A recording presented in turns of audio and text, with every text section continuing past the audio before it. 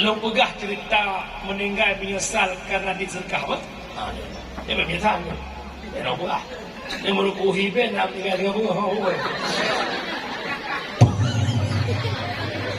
Ada seorang sahabat Nabi yang bernama Su'ban. Saudara, dikala Su'ban kena meninggal mengeluarkan tiga perkataan.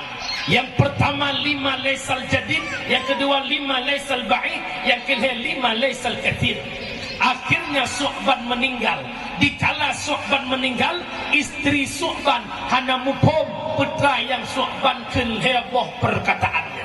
Terus Rasulullah ditanya oleh istri Su'ban, ya Rasul, Su'ban menegakkan 5 laisal jadid, 5 laisal ba'id, 5 laisal kathir.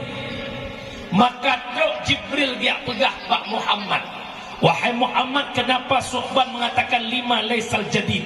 Bahkan han buji, ternyata Su'ban apakan han yang baru, jadid baru. Gepegah ternyata Su'ban lam hudib pernah sabuh bunga, gejak sabuh padang, sabuh malam, gejak sabuh padang. Nah merumpak urang gatin yang hana pakaian. Mekat-kat hiju hana bajai. Su'ban tu pakai bajai dia lebih baru biasa tuha. Gejak bajai tuha Su'ban kepusuk kurang hana bajai. Kepeduh oleh Allah fahala bersedekah bajai Tuhannya.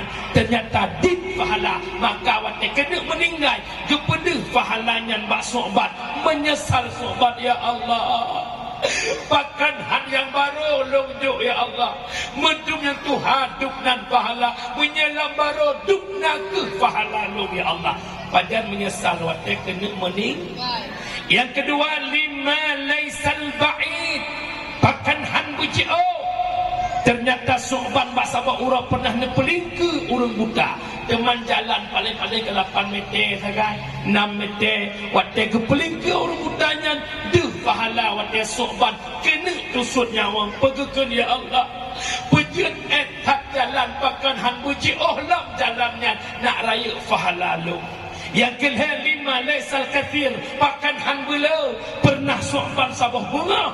Lihat belah roti 2 buah, kedra ke sabah, ke permuh sabah. Maka nak urang minta sedekah, guit roti sikret guit 2, sebelah gejuk urang minta sedekah, sikret setengah ke puau rumah. Gepedeh pahala juk roti tikannya oleh Allah. Maka menyesalkan Su'ban ke pulau Ya'juj ditan, bahkan han yang bela. Su'ban sahabat Nabi menyesal beliau saat meninggal karena sedikit pemberiannya untuk diinfakkan, untuk disedekahkan.